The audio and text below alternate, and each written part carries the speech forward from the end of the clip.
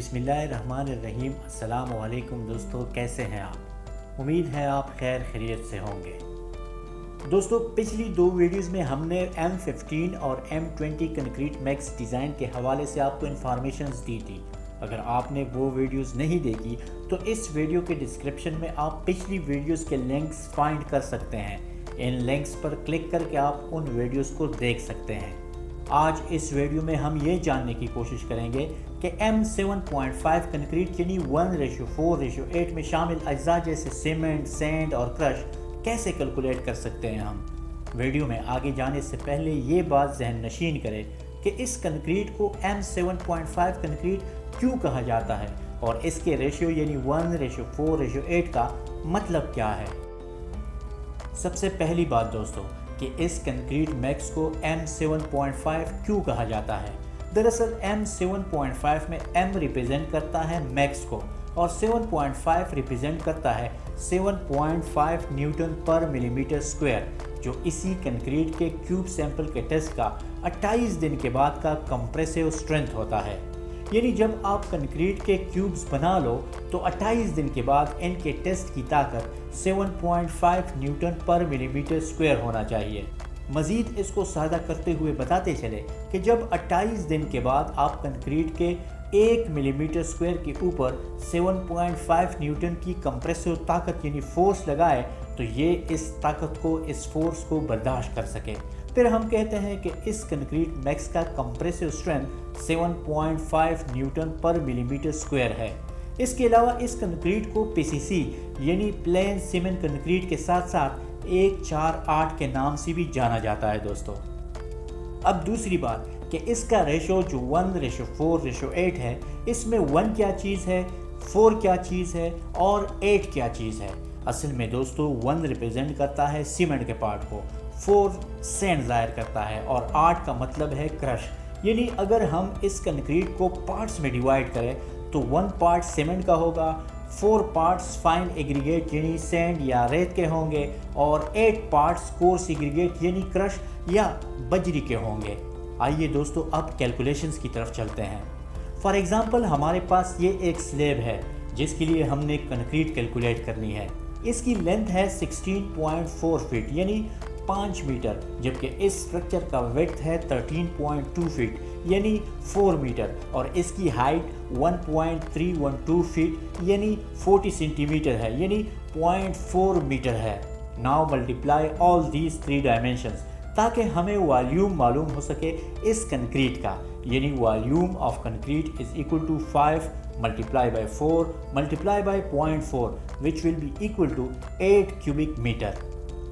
लेकिन ये बात याद रखें दोस्तों कि ये इस स्ट्रक्चर का विट वॉल्यूम आ गया है और अगर हम इस स्ट्रक्चर के लिए सीमेंट, सैंड और क्रश मंगवाएंगे तो वो ड्राई स्टेट में आएंगे, इसलिए हमको विट वॉल्यूम के बजाय ड्राई वॉल्यूम लेना पड़ेगा। वेट कंक्रीट का वॉल्यूम कंक्रीट के ड्राई मटेरियल्स के वॉल्यूम से कम होता है, क्योंकि जब हम कंक्रीट के ड्राई इंग्रेडिएंट्स पानी की मौजूदगी में मिला देते हैं तो ये सारे मटेरियल्स आपस में एक दूसरे के करीब आ जाते हैं सीमेंटिशियस बॉन्ड की वजह से, जिसकी वजह से इनके बीच वॉइड्स ख़त्म हो जाते हैं और wet volume of these ingredient squeeze होके कम हो जाता है। अब दोस्तों सवाल ये पैदा होता है कि वेट वॉल्यूम कितना कम होता है ड्राई वॉल्यूम से। वेट वॉल्यूम को ड्राई वॉल्यूम में कन्वर्ट करने के लिए हमने एक्सपेरिमेंटली प्रूव किया हुआ है कि dry volume of concrete wet volume से 52.4% ज़्यादा आता है। इसलिए हम वेट कंक्रीट के वॉल्यूम को 52.4% एक्स्ट्रा एज्यूम करेंगे ताकि हमारे पास ड्राई वॉल्यूम आ जाए, यानी dry concrete volume is equal to 8 cubic metre of wet concrete plus 52.4% of wet concrete volume which will be equal to 8 cubic meter plus 52.4 divided by 100 multiplied by 8 cubic meter which will be equal to 8 cubic meter plus 4.19 cubic meter which will be equal to 12.19 cubic meter। यानी 12.19 cubic meter हमारे पास dry volume आ गया है दोस्तों। अब cement, sand और crush में सबसे पहले सीमेंट को कैलकुलेट करते हैं दोस्तों। यानी cement volume is equal to cement ratio divide by sum of ratio. Multiply by wet volume of the mix. अब इस फार्मूले के मुताबिक हमें 3 चीज़ें चाहिए। नंबर 1 सीमेंट रेशो, जिसकी वैल्यू M7.5 कंक्रीट यानी 1:4:8 में हमारे पास 1 है, यानी 1 पार्ट इस मिक्सचर में सीमेंट का होगा, 4 सैंड और 8 क्रश, जो पहले डिस्कस की है आपके साथ ये बात। नंबर 2 सम ऑफ रेशियो क्या चीज़ है। सम ऑफ रेशियो की वैल्यू इन सारे इंग्रेडिएंट्स को ऐड करके हमारे पास आ जाएगी, यानी 1 + 4 + 8 which will be equal to 13। Number 3 तीसरी वैल्यू ऑलरेडी हम कैलकुलेट कर चुके हैं, जो कि 12.19 क्यूबिक मीटर है। अब इन वैल्यूज़ को अपने फार्मूले में डाल के देखते हैं कि सीमेंट का वॉल्यूम क्या आता है दोस्तों। यानी cement volume is equal to 1 divide by 13 multiply by 12.19 which will be equal to 0.937 cubic metre. अब ये हमारे पास सीमेंट का वॉल्यूम आ गया है दोस्तों। अब इस वॉल्यूम से नंबर ऑफ सीमेंट बैग्स निकाल लेते हैं। ये याद रखें कि हमारे पास एक सीमेंट के बैग का वॉल्यूम 0.035 क्यूबिक मीटर होता है। अब नंबर ऑफ सीमेंट बैग्स मालूम करने के लिए हमारे पास फार्मूला ये है, number of cement bags is equal to total volume of cement divide by volume of 1 cement bag. Putting values in this formula, we will get number of cement bags is equal to 0.937 divided by 0.035 which will be equal to 26.77 bags। आप कह सकते हैं कि हमारे पास 27 bags की requirement है इस concrete को फिनिश करने के लिए। अब इसी तरह अमाउंट ऑफ सैंड कैलकुलेट करते हैं दोस्तों। फार्मूला वही है, यानी sand volume is equal to sand ratio divide by sum of ratio multiply by wet volume of the mix. इसमें वैल्यूज पुट कर ले तो हमारे पास आ जाएगा कि sand volume is equal to 4 divide by 13 multiply by 12.19 which will be equal to 3.75 cubic metre. यानी हमारे पास इस मिक्सचर में सैंड का वॉल्यूम होगा 3.75 क्यूबिक मीटर। अब अगर आपने इसको कन्वर्ट करना है केजीज में, तो आपने स्कूल में पढ़ा होगा कि density is equal to mass per unit volume. इस फार्मूले के ज़रिए हमने अब मास कैलकुलेट करना है।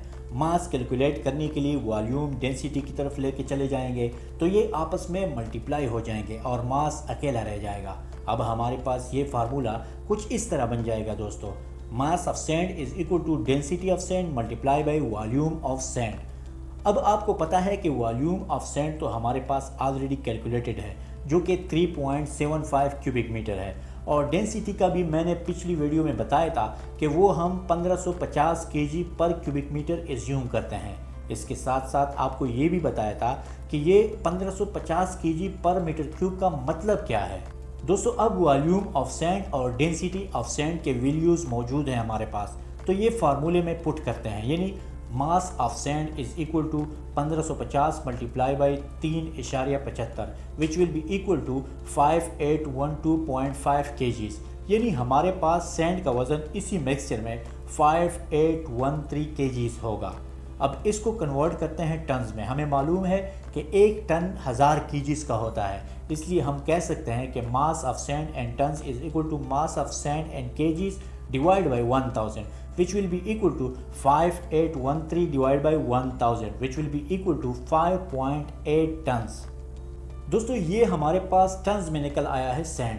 अब कोई आपसे पूछे कि मुझे क्यूबिक फीट में बताओ, तो फिर आपको पता है कि पिछली वीडियो में मैंने आपको बताया था कि 1 cubic metre is equal to 35.31 cubic feet.